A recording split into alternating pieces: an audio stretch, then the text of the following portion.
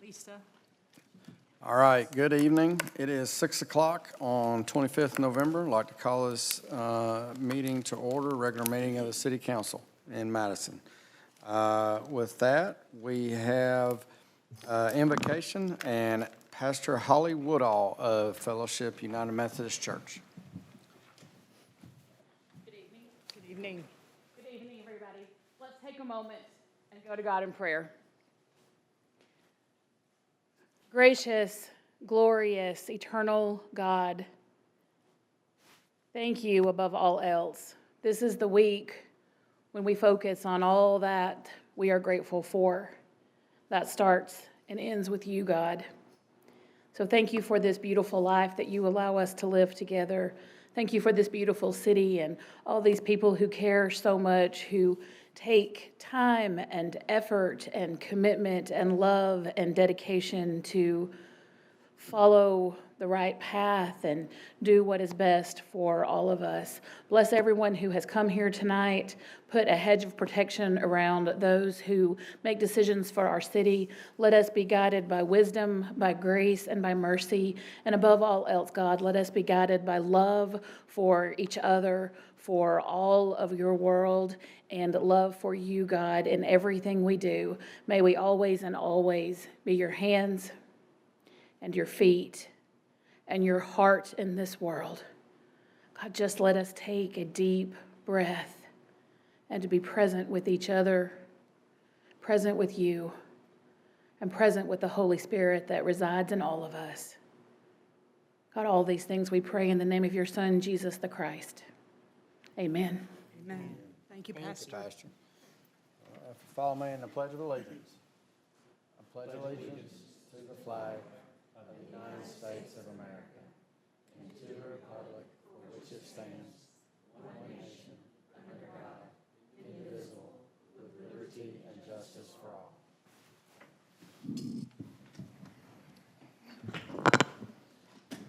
Okay, can we get the roll call, please? Mayor Finley. Here. Councilmember Wroblewski. Here. Councilmember Spears. Here. Councilmember Powell. Here. Councilmember Shaw. Here. Councilmember Bartlett. Here. Councilmember Denzine. Here. Council President Seifert. Here. All right, looks like we have a quorum and everyone's here. So with that, I'm going to move into amendments to the agenda.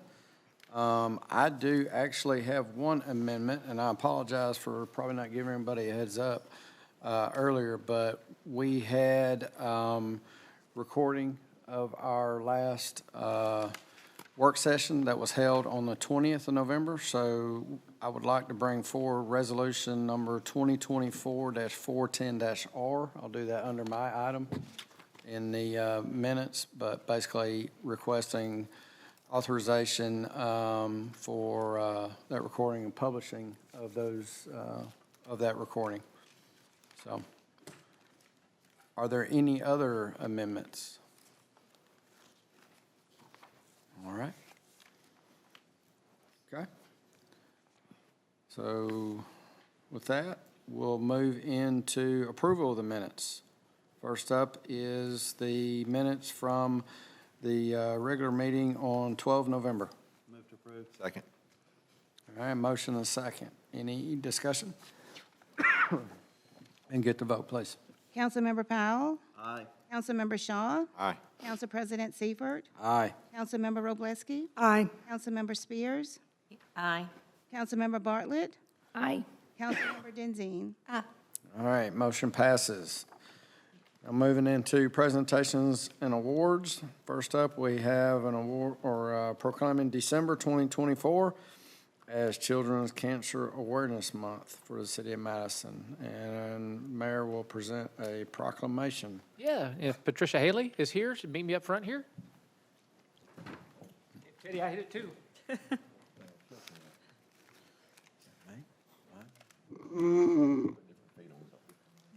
Just a little bit.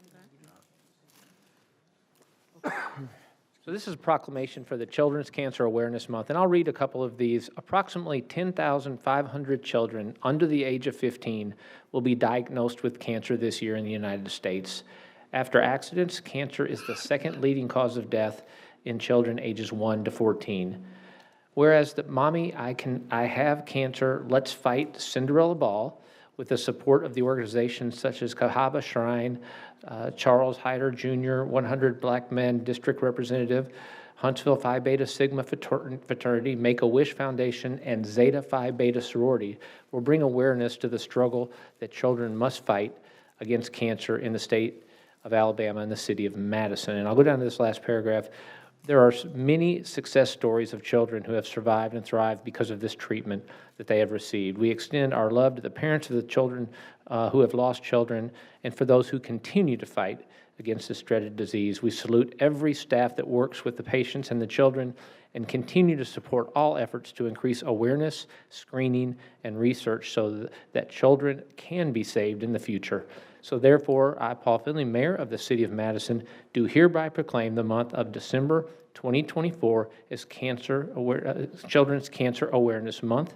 And I will give this to you, and I certainly appreciate you leading that, and would like you to say a couple words if you'd like to. Thank you. Thank you so much. Can we get a picture right here? Let's get a picture of Tracy. Come that way just a little bit.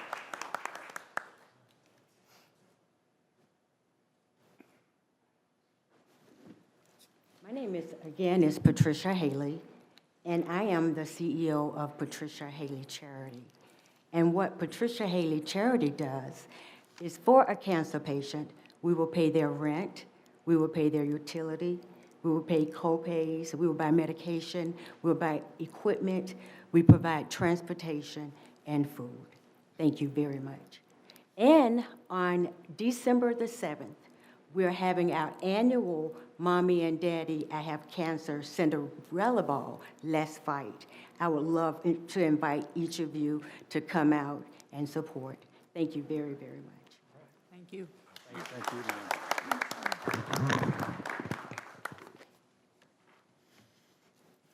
All right, with that, we are going to move into public comments. And just remind the public that as you come up and speak, please mention your name and your district for the record. And everyone has 3 minutes. We do have 2 folks that have registered ahead of time, and so we'll call them. First one is a Mr. James Lake. I have to commend you on your attire tonight, sir. War Eagle. War Eagle. Gotta get them when we can.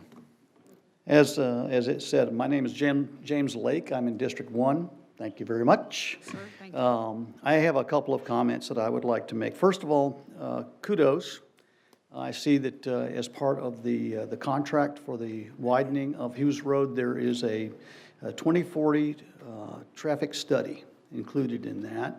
And I applaud you for that. I think it's probably 5 years overdue, but we all know the story behind that.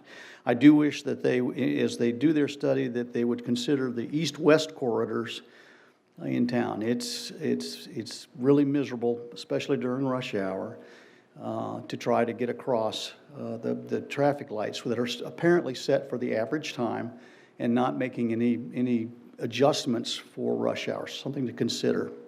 Also, as you go across Sullivan, particularly on Mill and on the other road across.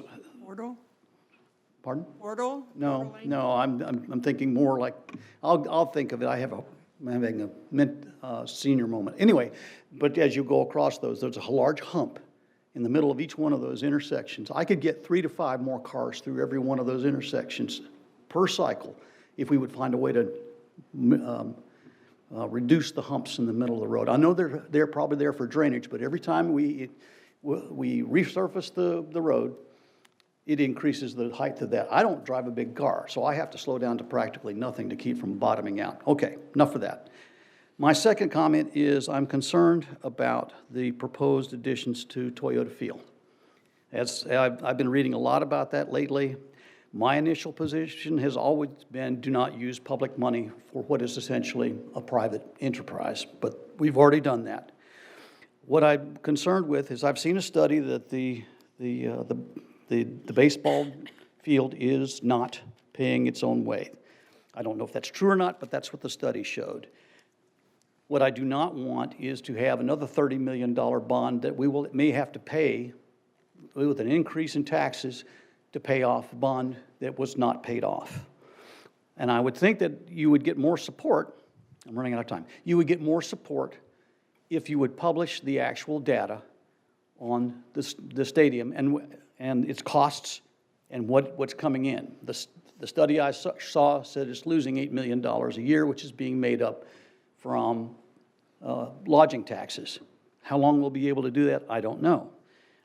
So I'm withholding my opinion on the increase and the putting in the boxes and so forth in the stadium until we can see the data, and I think the city should publish that data so that the citizens of this city will be able to know what the real story is. Thank you for your time. Thank you, Jim. Thank you, sir. Okay.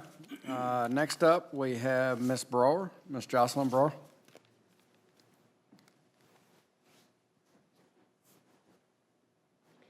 Good evening, Council. Jocelyn Brower, D4. I see multiple items on the agenda tonight, fast-tracking taxpayer dollars to subsidize sports team owners, builders, and developers. Let's not forget, this is a risk. 2024 will bring a close to 5 minor league baseball stadiums. Turnout numbers decrease over time, so stadiums are moved out to either suburban or to downtown areas like the Smokies Stadium. Hillsborough Park was built in 2013, and now 11 years later will be replaced right across the street from its original location. Trustmark Park in Mississippi lasted 20 years and will relocate to Columbus, Georgia, to a facility that has been rehabilitated on several occasions. What happens when the stadium bonds are finally paid in full? Yes, we will own the building and the maintenance. Will it then be time to tear down the stadium and build a new state-of-the-art facility? This seems like a money pit for taxpayers. When does it end? There's also talk recently about the possibility of minor league baseball cutting some of the minor leagues and turning it over to college baseball teams for development. They see minor leagues as costs and want to roll it back. We have a choice here. We can spend the minimum mandated $7 million by BallCorps for upgrades, or to spend up to $30 million. The higher number will put our total investment over the $100 million mark for one pet project. That's an additional $23 million. Was there a return on investment study completed, and is it available to the taxpayers? Many older stadiums undergo renovations and upgrades over time to extend their usability and functionality. Ours is brand new. Let's do this in phases. It does not have to be done now. I urge you to build the one-story minimum visitor clubhouse required by BallCorps and spend our taxpayer dollars and lodging tax revenue in other less risky ways that more of our residents will enjoy on a day-to-day basis. Safety and infrastructure come top of mind to me. Other parks and recreation projects, a pool for our swim team, and a venue space at Sunshine Oaks. We don't need to put all our eggs into one basket, so to speak. It's not a fair use of our taxpayer dollars with so many different wants and needs throughout the community. Thank you. Thank you. All right, is there anyone else that would like to address council? Okay.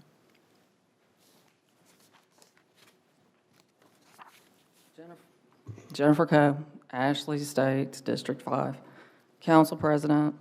Okay, I want to put my 2 cents in for the baseball and the expansion of the stadium. The 2 items under legal, A, proposed ordinance 2024-405 authorizing amendment to Article 8, Section 10 to 30 of the code. This one will allocate the taxes from motels outside of the cooperative district, which I think is not a very, that doesn't seem like a very, that's not really a good plan. And then proposed ordinance authorizing amended lease, license, and the management agreement with BallCorps. And that one looks like it's post-dated for January the 2026. Why are we rushing to push that through? I would urge that we just do the one story rather than do the 30 million for a stadium that cost 49 million. I think that was the original cost, and that's all. All right, thank you, ma'am. Anyone else?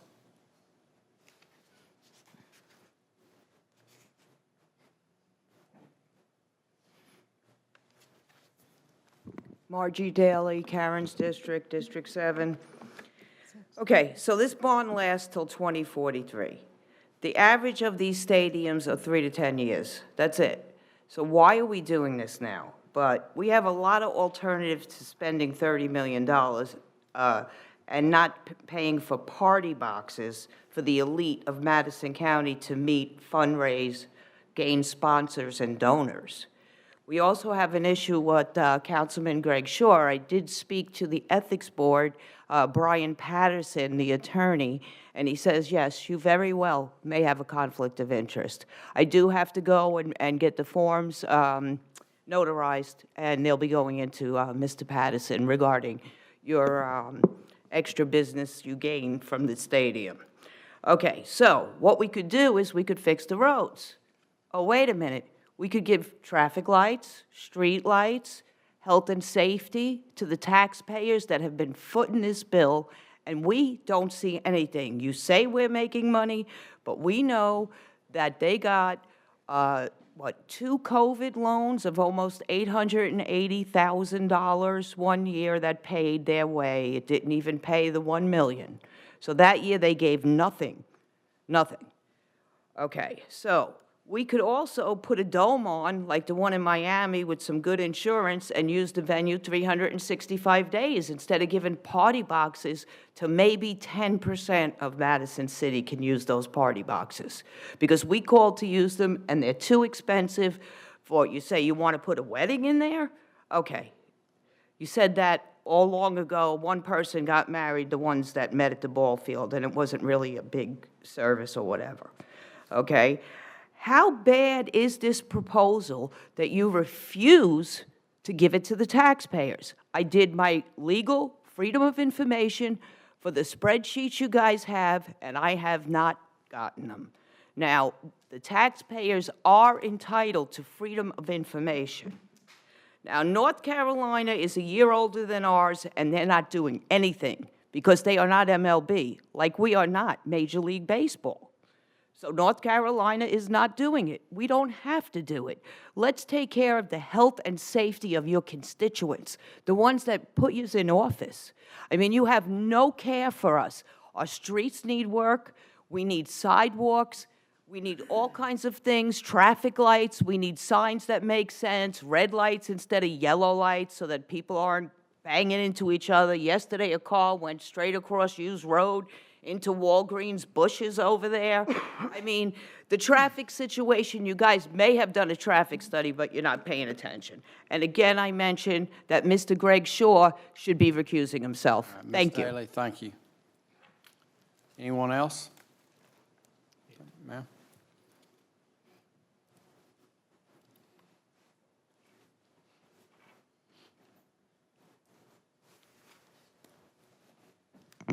Rachel Homelak in District 4, just simply here to thank the city, thank the county. Sounds like the library is moving in the right direction.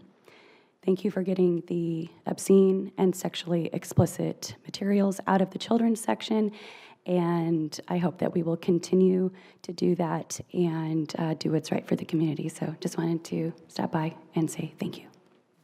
Thank you, ma'am. All right, is there anyone else wanting to address council? All right, seeing none, we'll close public comments and move to the next portion of the agenda, which should be consent agenda and Finance Committee report. Yes, we had a Finance Committee meeting today at 5 o'clock, and the Finance Committee has reviewed the regular and periodic bills.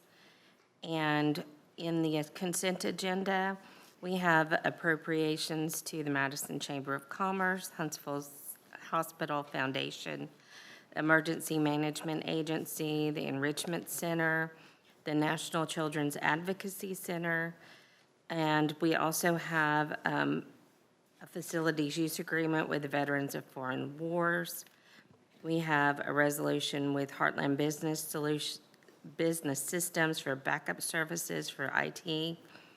We have, we're going to authorize an amendment to the transportation agreement with the school system for the buses for the the Christmas parade.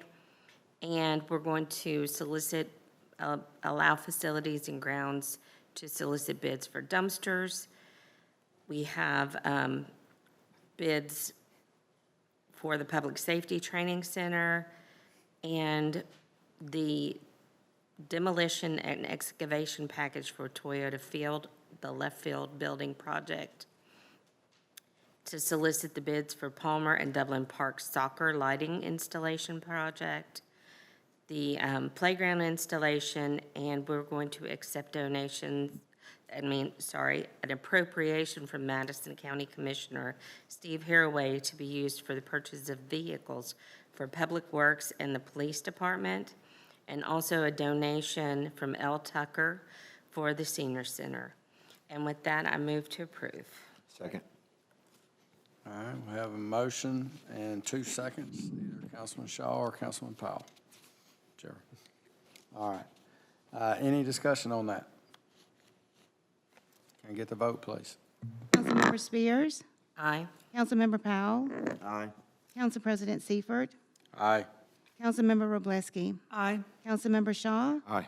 Councilmember Bartlett, Aye. Councilmember Denzine. All right, motion passes, and many thanks there to County Commission and Commissioner Haraway for that amazing donation there, and also L. Tucker for theirs as well. So, okay, we're going to move into presentations and reports. Mayor Finley, you're up. All right, I'll go first, and a couple things out of the public comments. And again, whether you're for the venue or against the venue, I think it is critical that we get the right information out, and I know there is a lot out there on the internet.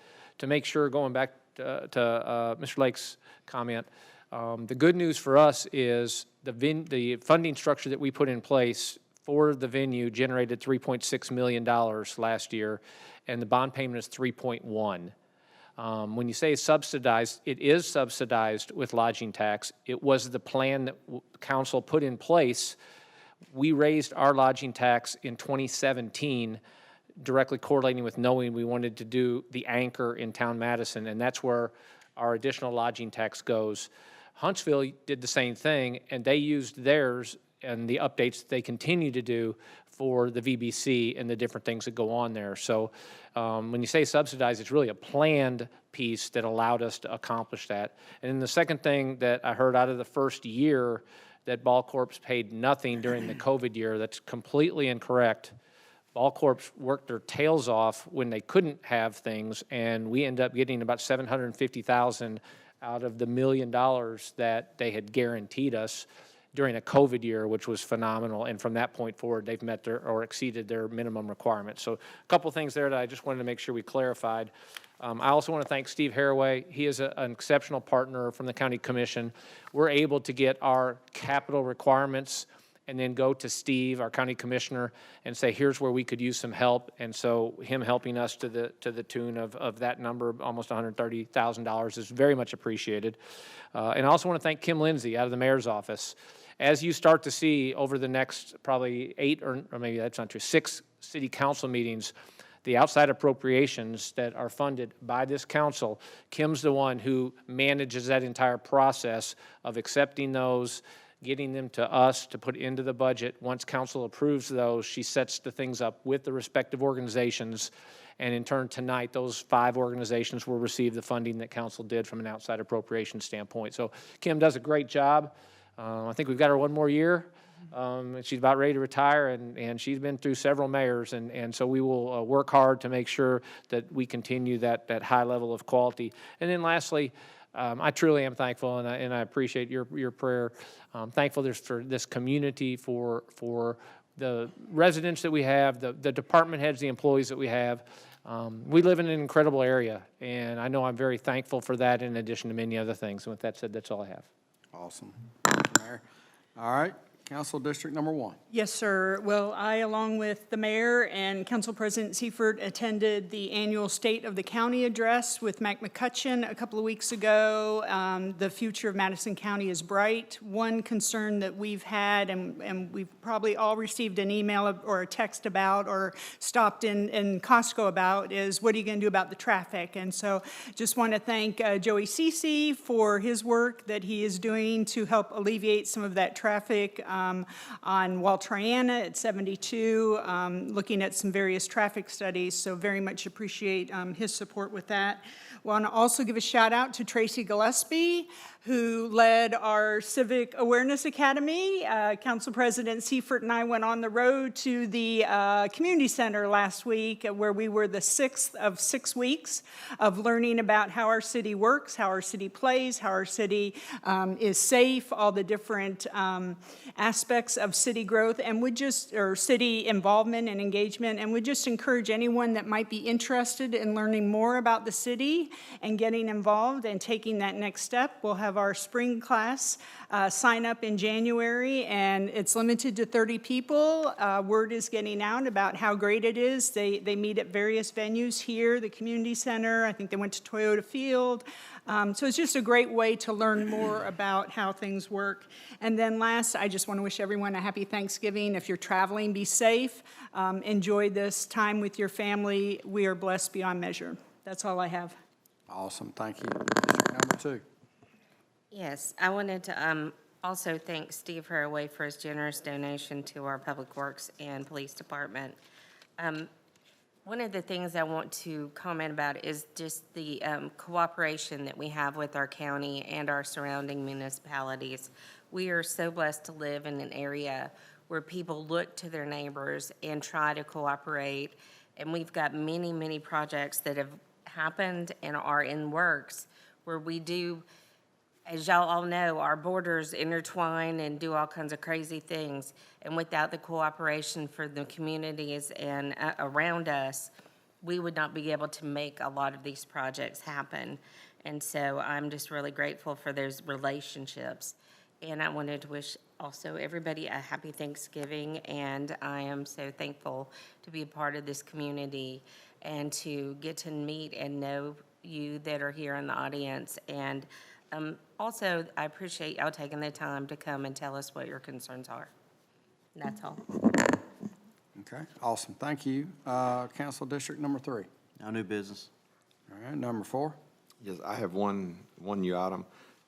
There's a butterfly garden at Dublin Park that they've been working on for a while, and Corey reached out and got some quotes from a couple of different people on putting in the irrigation system up there, and wanted to know if council would fund it. So with that, I'd like to approval for resolution 2024-386R, not to exceed $6,000.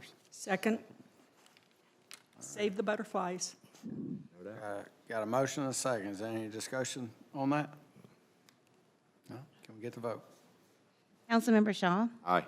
Councilmember Wroblewski, Aye. Council President Seifert, Aye. Councilmember Spears, Aye. Councilmember Powell, Aye. Councilmember Bartlett, Aye. Councilmember Denzine. All right, motion passes. Looks like you got friends of butterflies up No there. doubt. Eddie. Anything else? That's it. That's it. All right, let's move on to District Number 5. Okay, a number of our council members and the mayor attended the Chamber's Gala last Monday night. They did an outstanding job, and you'll have seen one of the appropriations going to the Chamber. I just want to congratulate them for an outstanding event. And then to piggyback on Maura's comment about Tracy Gillespie, I will say that when I was able to rotate around the tables for the Civic Awareness Academy, every single member of the class just really sung your praises and said, please keep doing this. So it's highly valued, and thank you, Tracy. That's all I have. Awesome. And District 6. I would just like to thank all those who came out and spoke about the stadium. I hope others that are out there listening will also put in the effort to find out what is going on and come and speak before us on the December 4th meeting when the vote is set. I really appreciate those that are really looking into this in a depth and seeing, does it fit Madison or does it not? We get to make the decision, but I do listen to the constituents. So I really hope that more people will put in the time and come and speak to all of us. And everyone else, have a very, very happy Thanksgiving. I am very, like everyone else, we're all proud to live in this community. It is a wonderful community. We are so blessed to be here. And I feel blessed to be the representative for District 6. And I appreciate the support y'all give me. And that's it. Thank you. All right. And so with mine, for District 7, I will like to bring up as a motion the Resolution 2024-410-R, authorizing video recording and publishing of the November 20th, 2024 City Council work session. Second? All right, we have a, I don't know, can I even motion that? Yeah. Okay, all right, so we got a motion. Bringing it up as the motion, so I Did, didn't I? You have the Well, power. You I have thought if I did it with authority, it might, you know, so, all right, so we have a motion and a second. Or is there any discussion on that? All right, can we get the vote, please? Council President Seifert, Aye. Councilmember Spears, Aye. Councilmember Wroblewski, Aye. Councilmember Powell, Aye. Councilmember Shaw, Aye. Councilmember Bartlett, Aye. Councilmember Denzine.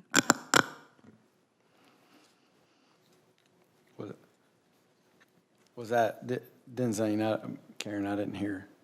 Oh, did I say aye? All right. Is it? Okay, motion passes. Okay, only other things I have, and I think some of y'all touched on them, so I'm not going to jump on top of them, but lots of events this month that we've all been to. But some events coming up, right? We've got December coming up. You guys check your calendars. Apparently, about a month from today, there's a big holiday coming, Christmas. So only so many days left to get out in the stores. So, and also events coming up. I think there's something on December 6th or something. So just kind of keep your eyes out for things going on as we celebrate the Christmas holidays. And especially this week, we have Thanksgiving. So if you haven't planned on that, surprise, it is this week. So, but do want to mention December 4th, as has been mentioned already. We do have a special called meeting. That topic for that meeting will be to discuss what we'll talk about here in a minute, the first reading.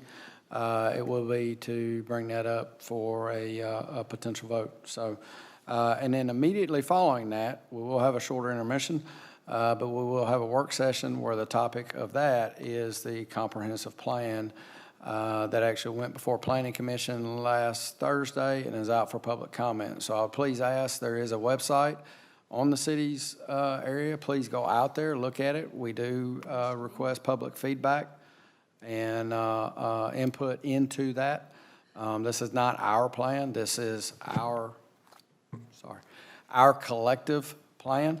So it's only as good as the input we get. So, okay.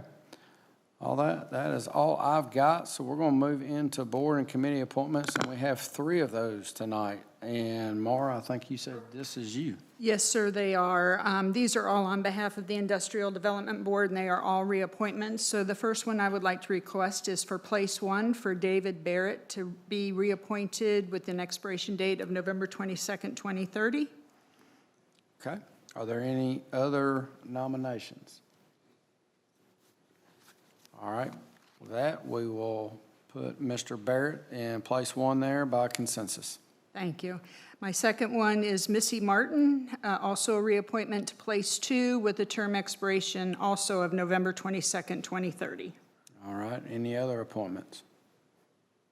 Okay. With that, we will put Mrs. Martin, in that position by consensus. Thank you. And then the last one is our current chair, Taryn Thorp, to place 3, also with a term expiration of November 22nd, 2030, which just sounds really far away, but I guess it's not. All right. All right. Are there any other appointments or nominations? No? All right, well, that, we will put Mr. Thorp there by consensus. Great. Thank you all. Thank you. And, okay, so we're going to move into public hearings. And we have one tonight. And Ms. Mary Beth will walk us through that.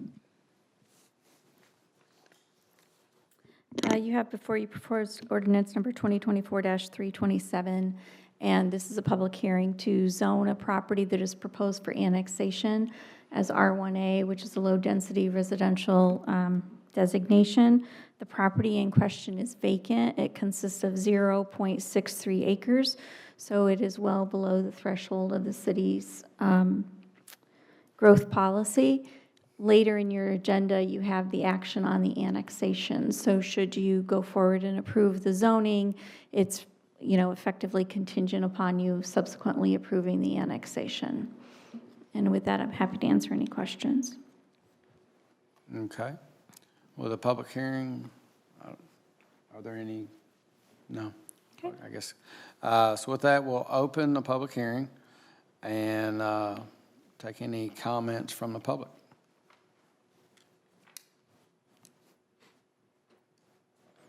Margie Daly, District 6, Karen's district. Okay, so this is the same area that we just didn't do take ag to low residential. It's the same area over there, Powell Road, where the farm is. No? You're saying no, it's not the same area? No, ma'am. So this has no chance of flooding when we do this, flooding the other areas? I mean, I know we're all on a 100-year floodplain. Margie, this is already a subdivision, and this particular lot is empty, as Mary Beth said, but most of those lots in that already have houses on them. I understand that, but it's still agricultural, and we have to change the zone. It's not agricultural? Maura's shaking her head no. AG going to low residential. Well, it's So it's going from it's outside of the city limits right now, and we're going to zone it R1 if it comes in the city limits. And when Mary Beth comes back up, we can get her to address the flooding issue, because none of us would have that. She will have that when she comes back. Yeah, well, it's my understanding the whole city's on a flood zone, and that's why when we put this thing behind City Hall, the cemetery over there, the historic cemetery, the stones were floating because the water has to go somewhere when you keep building houses. So you've got 5 or 4 subdivisions, I'm not sure what's under the clock, and then you got ag. So the ag right now takes all the water, rainwater, and soaks into the ground, just like right behind City Hall did. So when you put houses there, the water no longer gets absorbed by whatever foliage is there or greenery, and the water has to be dispersed. Will it go into the other subdivisions? Is there a plan? Has there been any study on that piece of property before we go forward with it? That's about all I have. Thank you. All right. Thank you. Any other questions? All right. With that, we'll close the public hearing. And Ms. Mary Beth, if you don't mind, would you please comment as to the Sure. drainage? Well, and then there were a couple of items Ms. Daly mentioned, but, and as was indicated, this is an existing subdivision. It's called Morris Estates subdivision. The city has annexed lots on an individual basis over the years, probably about 140 lots. We're not aware of any flooding issues or concerns in that subdivision or the immediate surrounding area. When a house comes forward for a building permit, it is looked at by engineering. And also, none of this area in particular is in a flood zone, and most of the city is not in a flood zone or in the floodplain. There are areas that are, adjacent to the creeks, but the majority of Madison is not in a flood zone. And I think that addressed all of the comments or questions. All right, thank you. So with that, public hearing is closed. Can I get a motion and a second, please? Move to approve. Second. All right, we have a motion and a second. Is there any further discussion by council? No? Can we get the vote, please? Councilmember Shaw, Aye. Councilmember Powell, Aye. Council President Seifert, Aye. Councilmember Wroblewski, Aye. Councilmember Spears, Aye. Councilmember Bartlett, Aye. Councilmember Denzine. All right, motion passes. Thank you. Okay, first up in department reports, going to be facilities and grounds.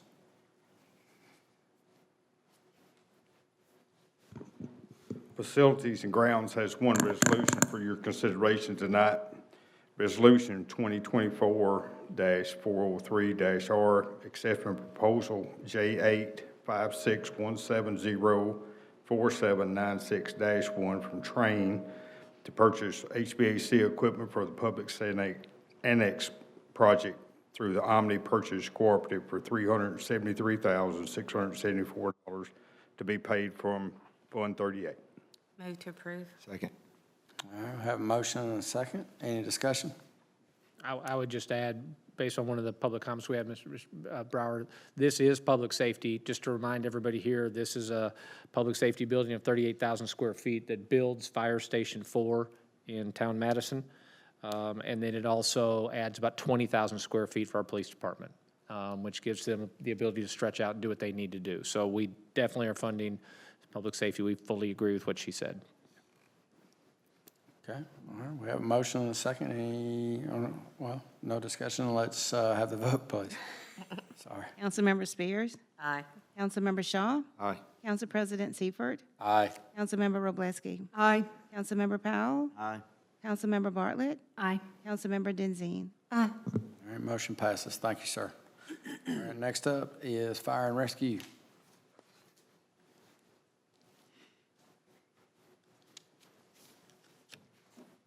We have one item tonight, resolution number 2024-409-R, approving a professional services agreement with Vickers Consulting Services for grant writing services in relation to an assistant to firefighters grant for $1,500 to be paid from the fire department budget.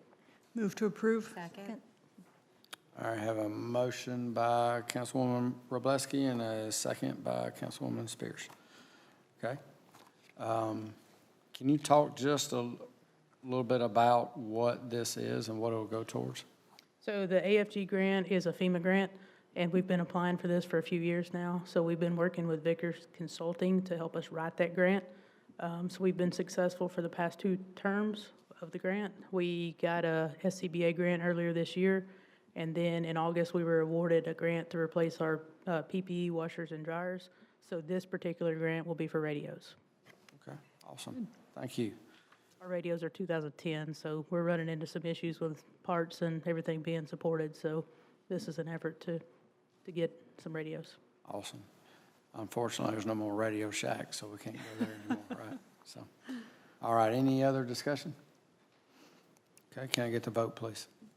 Councilmember Wroblewski, Aye. Councilmember Spears, Aye. Council President Seifert, Aye. Councilmember Powell, Aye. Councilmember Shaw, Aye. Councilmember Bartlett, Aye. Councilmember Denzine. All right, motion passes. Thank you, Chief. Thank you. All right, next up is Human Resources.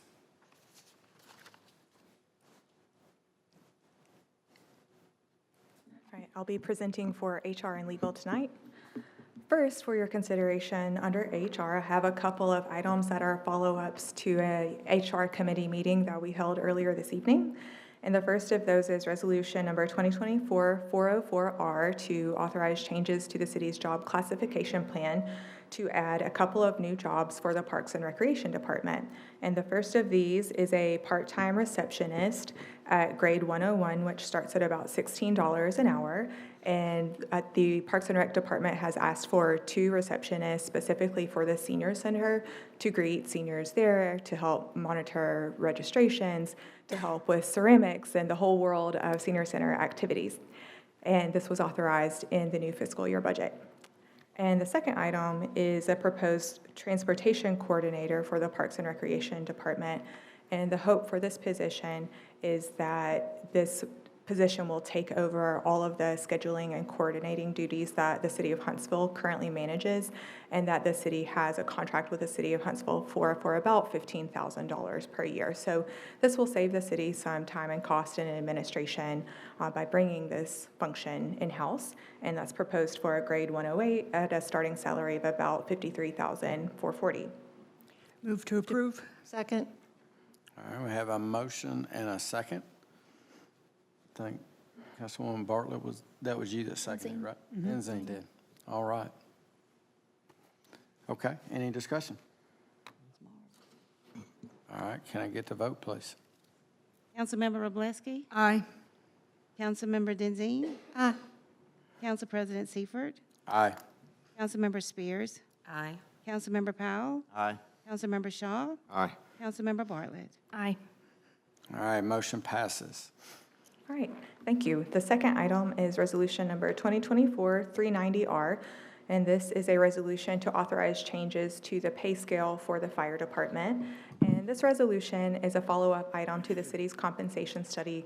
We did have appeals from a number of firefighters, many of whom were in the position of driver. And so based on the raises that they got and the duties and responsibilities that they handle, we would like to propose that when people are promoted from the rank of firefighter, that entry-level rank, up to the level of driver, and they've done all of the necessary testing and jumped through all of the hoops to be able to handle that role, that they receive a 14% raise. And under the pay scale that was originally recommended by Evergreen, that promotional percentage was about 7%.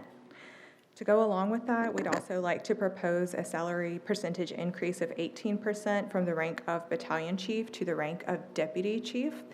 Our hope is that these two changes will promote retention in the fire department, and the total cost of these raises will be about $139,000 added to the fire department salary budget.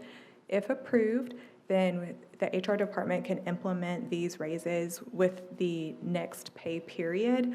And Roger says that we can actually do the budget amendment at mid-year budget time, and that's reflected in the resolution. Move to approve. Second. I'm going to let you pick. We got a motion and a second, but I'm going to let you pick there, Ms. Thomas. Okay, Karen Denzine. Get a second, Maura. I made the motion, and I'll just say the HR committee's been very involved in this process. It's been about an 18-month process. I think we got an awful lot of it right. We had one swing and a miss, but we put in a procedure where the employee could make an appeal process, that it would go through a chain of command. And so I am encouraged that this straightens it out and it brings parity to the fire department. And I would just, like, on a personal note, say that if there's ever an employee that has a concern like this, to please not turn to social media, because that was where I found out about it, that there was a problem, was reading social media, and I had no idea. And I'm going to be honest, it really hurt, because I thought we had done everything right. Now we have done everything right, and we've put in a system in place to correct what was missed before. And I'm so appreciative to you, Megan, and your HR staff, Mia, Laura, everyone that was involved, the HR committee, Ranae and Greg. It was truly a team effort with the mayor leading the charge. I feel like we're always kind of chasing fire a little bit. I'm hoping that this puts it to bed and that we're able to accomplish what we needed to accomplish through this last measure. And that's all I have. I would just like to add my thanks for taking care of this, Megan. You're very welcome, and I'd like to give a shout out to Steve Smith, who very carefully analyzed this issue and brought forth this proposal. And we ran through it with Brandy, and we ran through it with Evergreen, and we think that this will go a long way toward continuing to improve our pay scale. Okay. All right. Well, thank you for all the hard work. Is there any discussion? Any further discussion? No. Can we get the vote, please? Councilmember Wroblewski, Aye. Councilmember Denzine, Aye. Council President Seifert, Aye. Councilmember Spears, Aye. Councilmember Powell, Aye. Councilmember Shaw, Aye. Councilmember Bartlett. Aye. All right, motion passes. And next up will be legal. So under legal, I have two items tonight for a first reading, and both of these have to do with the contemplated expansion of Toyota Field. The first is proposed ordinance number 2024-405 to authorize an amendment to the city's lodging tax code. And you all have before you an updated version of this ordinance that I circulated right before the meeting. The purpose of this ordinance is to remove an earmark that was put in place to help the Margaritaville project, which did not proceed. So that's the main purpose of this ordinance, because we want to get our lodging tax proceed dispositions correct in anticipation of the BallCorps deal, which contemplates certain lodging tax proceeds from certain hotels opening in various places in the city to be dedicated to ballpark debt service. In addition to that, we want to make sure that we have protected the lodging tax dedications that are going to help to pay for the interchange improvements over in town Madison. So the updates that are before you are working toward accomplishing that, and Roger and I are reviewing that together, and we'll be circulating an updated version of this ordinance to you tomorrow, and as soon as possible, and certainly publishing it for the public agenda packet before the second reading, which we'd like to hold on December 4th if you're comfortable moving forward, and if you're not, then we would propose to move that out to December 9th, but we'll keep you posted along the way. And if you have any questions now, I'd be happy to take them or take notes and then get back to you as soon as possible if you have any other questions.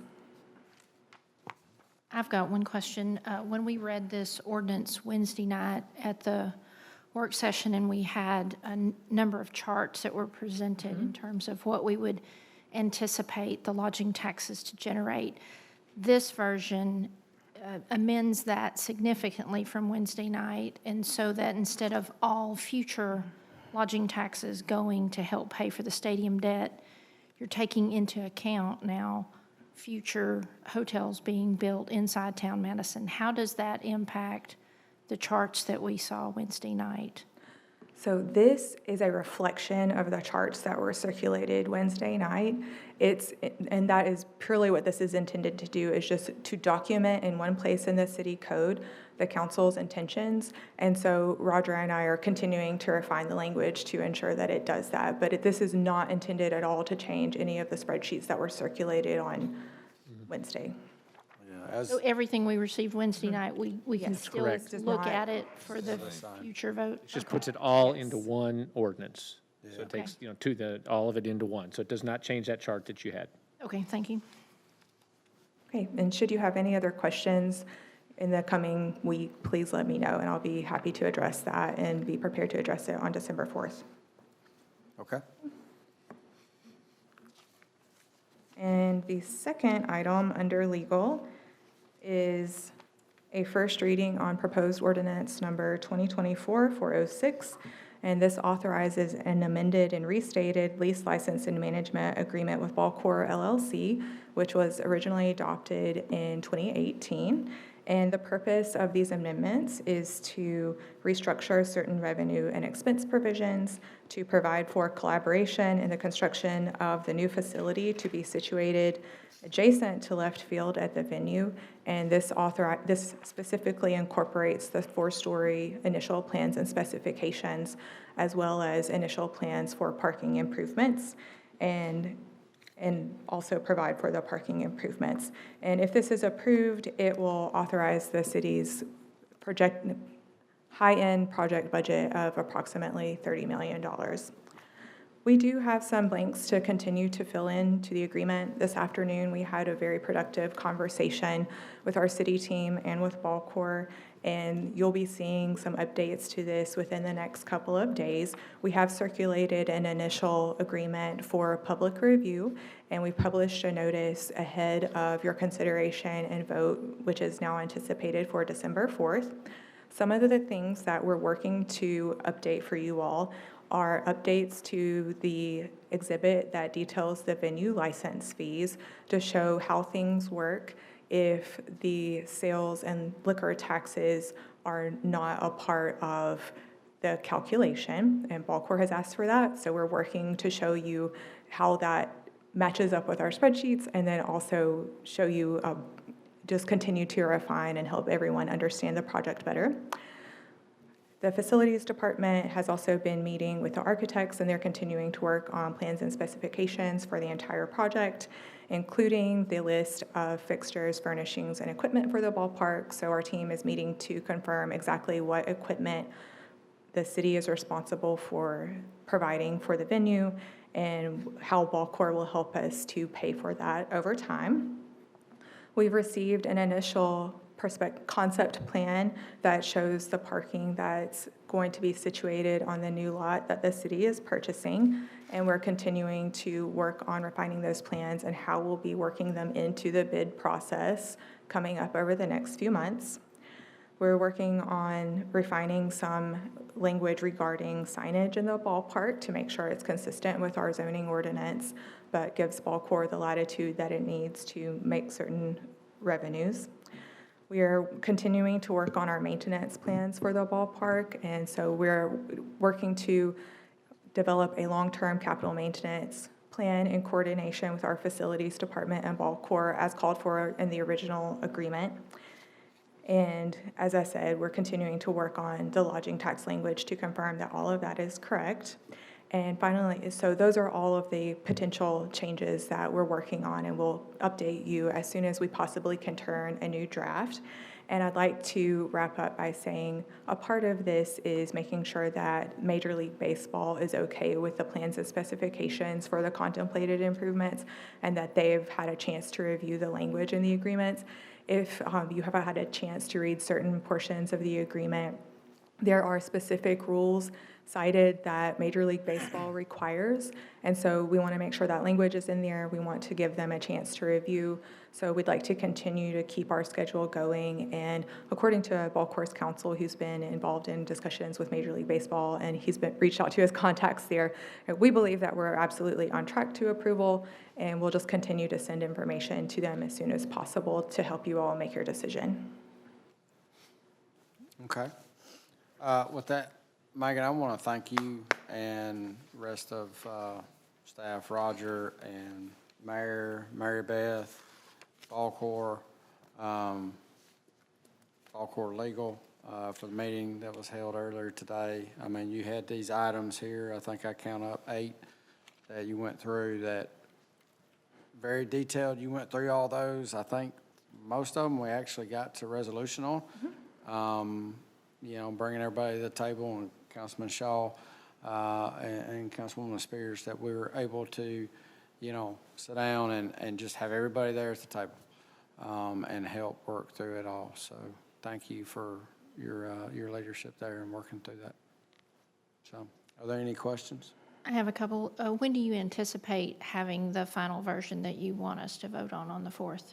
Well, by Wednesday at the latest. We are... This week? Yes, this week, yes. Do you have a red line version from the original lease? I will tomorrow. Okay. I would like to see the red line. Based on today's conversations, I'll be working to perfect that red line version with them tomorrow, and then I'll circulate it as soon as we believe we've met what we discussed today in the meeting.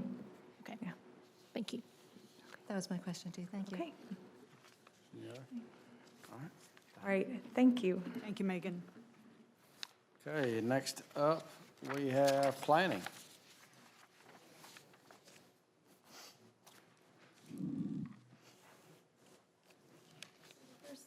The first item is proposed ordinance number 2024-326, and this is for the annexation of the property we were discussing under the public hearing, the 0.63 acres there at the northwest corner of Cardinal Drive and Powell Road. This is to annex the property.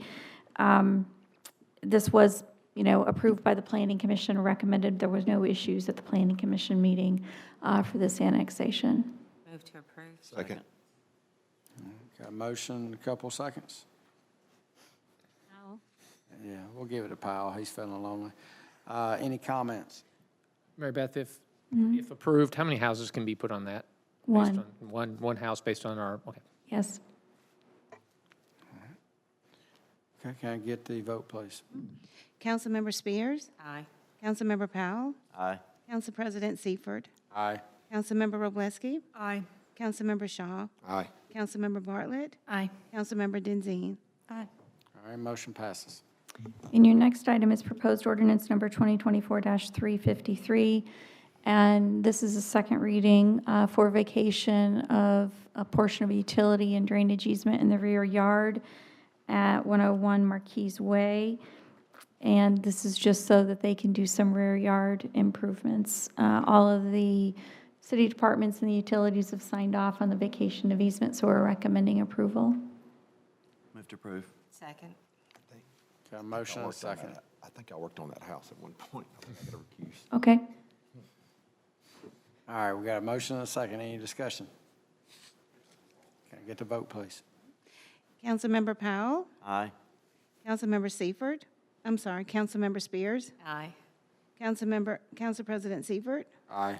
Councilmember Wroblewski, Aye. Councilmember Shaw, Councilmember Bartlett, Aye. Councilmember Denzine. All right, motion passes. Thank you. Mary Beth, before you go, I did a quick look on a line. I don't see anything on the website about the comprehensive plan. So the comprehensive plan has its own website. It's MadisonOnTrack2045.com. And if you go onto that website, you can go to the downloads page on that website, and on the right-hand side of the download, you're going to see all of the draft chapters for the comprehensive plan. And then under the plan progress section at the very bottom, it talks about the fact that we will be having a public open house on the comp plan on January 6th. Perfect. Great. Thank you. You're welcome.